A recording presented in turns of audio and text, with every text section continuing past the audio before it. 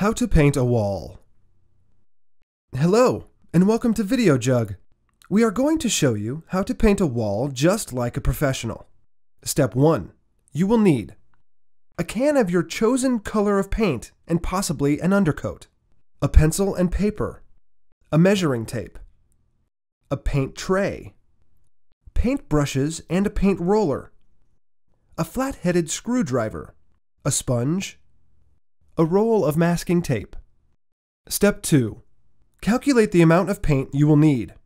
To make sure you have enough paint for the job at hand, you will need to calculate the number of cans needed. Measure the length of all the walls and add them together. Times this number by the height of the room, and this will give you the total volume of your room in feet squared.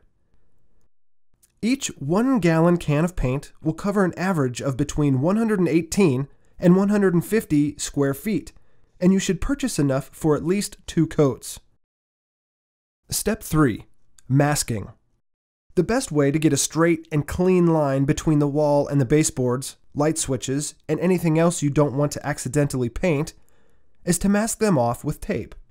Although this step is often seen as unduly time-consuming, skipping it will result in an unprofessional finish. Be sure to use only masking tape especially made for this purpose. It is sometimes called painter's tape and is readily available at DIY stores. Press down against the tape with your finger or a putty knife to seal it against the surface.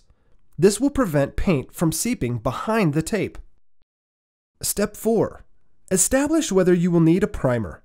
This is dictated by the existing color of your room and the color you wish to paint it. The higher the contrast, the more likely that it is you will need a primer. For example, here the bright letters will take several coats of water-based paint to cover unless an intermediate light gray primer is applied first. Primer also helps seal the wall and creates a smooth, non-porous surface ready for the top coat. You must always use primer over parts of the walls that have been repaired with filler or spackling. Step 5. You are now ready to paint. Make sure that windows are open and the room is well ventilated. You may also consider wearing a face mask. Open the can of paint using a flat-headed screwdriver and then stir with a painting stick. Pour the paint into the painting tray. Dip the roller into the paint and then roll back and forth in the tray until an even coat surrounds the entire roller.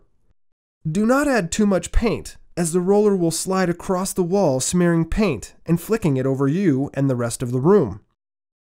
Gentle forward and back motions will quickly and evenly cover the wall. In order to paint the detailed work, use a 1 or 2 inch paintbrush. Dip the paintbrush into the paint and just like the roller, make sure not to overload the brush with too much paint. Begin painting using long, flowing brush strokes. Time spent properly masking the room is now saved as you quickly cover the edges of the walls. Depending on the color of the paint and whether you used primer, you may only need 1 coat. However, you often need to apply 2 coats to obtain full wall coverage and give the best finish. Step 6. Remove the masking tape. When the wall is nearly dry, carefully remove the masking tape. The best way to know when it's time to remove the tape is to touch a bit of paint on it. It should feel tacky, but not stick to your finger. Carefully begin to remove the tape. If you find that any paint has leaked underneath, then use a damp sponge to remove the paint. Now gently refit the light switches and outlet covers. Now stand back and admire your work.